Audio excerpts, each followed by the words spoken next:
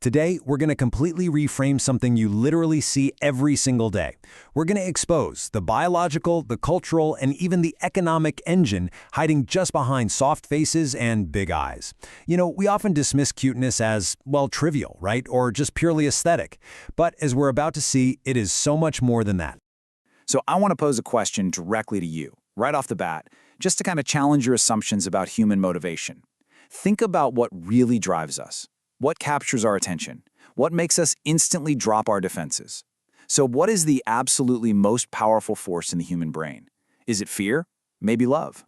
Well, it's not fear or love, it's cuteness. I know, that sounds like a total joke, but I promise you it's not.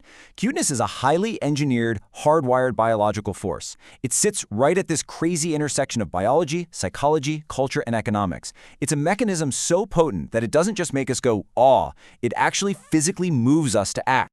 Section 1. Biology of baby schema and the evolution of caretaking. In the craniofacial category, you've got large heads and high foreheads, which instantly signal a need for head support. Then midfacial, chubby cheeks, tiny little noses, indicating they depend on us for nutrition. And for somatic traits, think of that clumsy waddling gait that just screams limited mobility. This specific, highly engineered configuration of traits is actually a manipulation strategy designed to disarm our aggression and force us to become caretakers. And guys, here is where it gets totally wild. This biological response, it completely transcends species. We don't just find human babies cute, we generalize this whole thing to dogs, cats, and even entirely inanimate objects. Global animation and toy industries absolutely hijack this cross-species biological mismatch using what we call supernormal stimuli. They take that baby schema we just talked about and exaggerate it way beyond what exists in nature. Take Pikachu's massive head-to-body ratio, for example. There's no animal like that. But it hyperstimulates our caregiving circuits. It literally acts as a giant chocolate milkshake for the brain, giving us this concentrated, highly refined dose of neurological reward. Moving on to Section 2, Fast-Track Processing and the Neurology of Cuteness. So how exactly does this visual data act like a biological key that just completely hacks our normal cognitive filters? Well, it takes just 140 milliseconds. That's roughly a seventh of a second. According to neuroscientist Morton Kringleback's findings, this is exactly how fast the orbitofrontal cortex processes cuteness.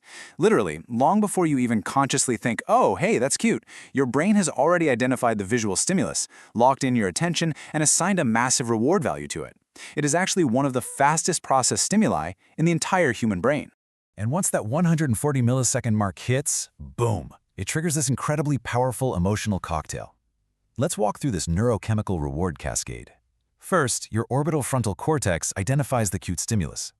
Second, it recruits the nucleus accumbens, which essentially hits your entire system with a massive surge of dopamine.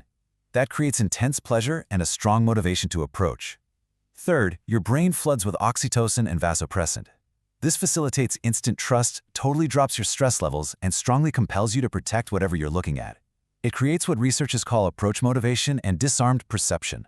Basically, your defenses are completely lowered. Let's get into Section 3, Cute Aggression and the Dysmorphous Paradox.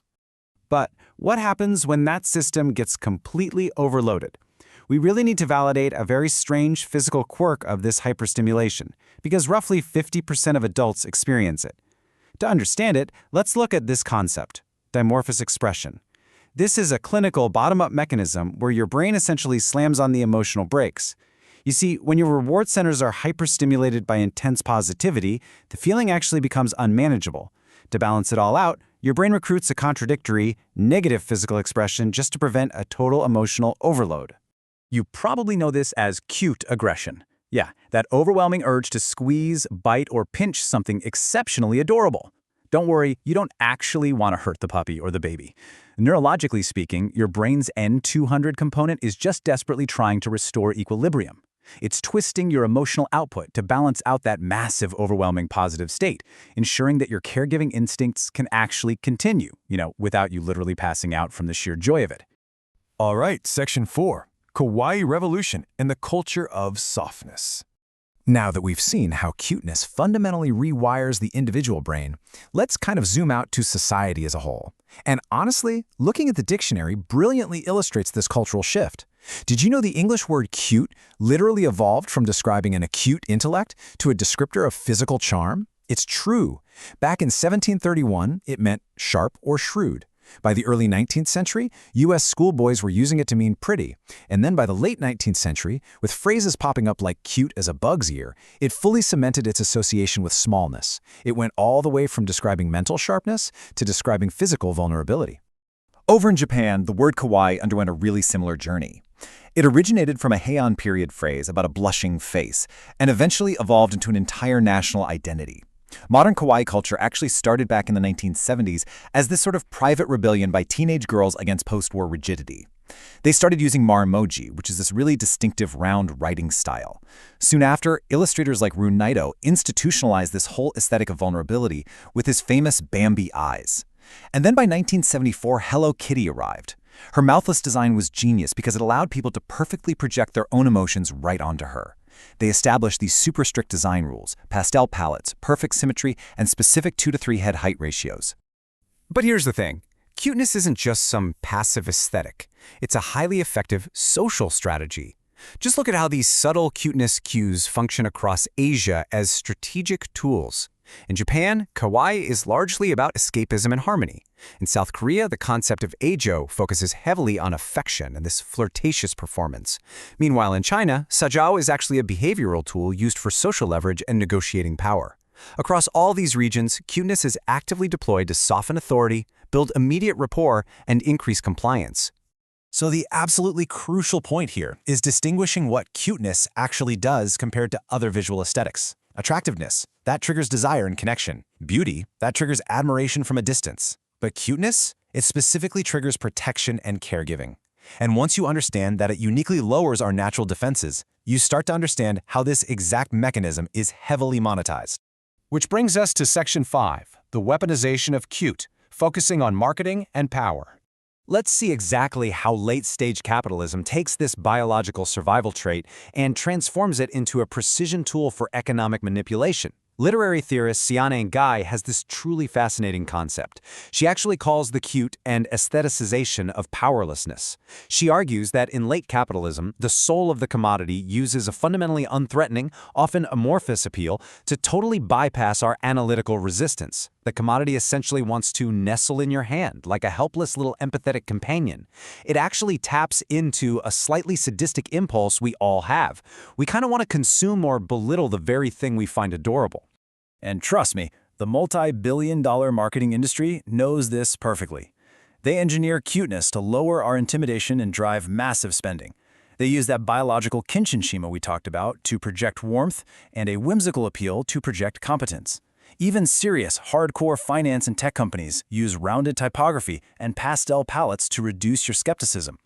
Studies actually show that exposure to cute stimuli lowers consumer conscientiousness and noticeably increases risk-seeking and indulgent behaviors. It literally gets us to drop our guard and open our wallets. And as our technology evolves, the ethical risks are growing right alongside it. In social robotics and interface design, the power of cute is increasingly being used as a dark pattern. A cute, harmless appearance lulls users into a state of privacy erosion, making us way more likely to overshare personal data.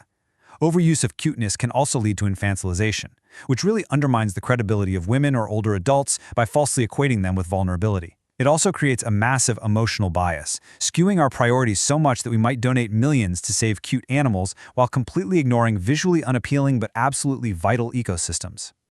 Which brings us to our final thought today. We started by realizing that cuteness operates in just 140 milliseconds to completely hack your brain. It bypasses logic to instantly accelerate trust. So, the next time you feel that irresistible urge to say, I really want you to ask yourself, if cuteness is an engineered tool, are you just reacting to it naturally, or is someone else really pulling your strings? Thanks so much for joining me for this explainer, and remember to keep questioning what you see.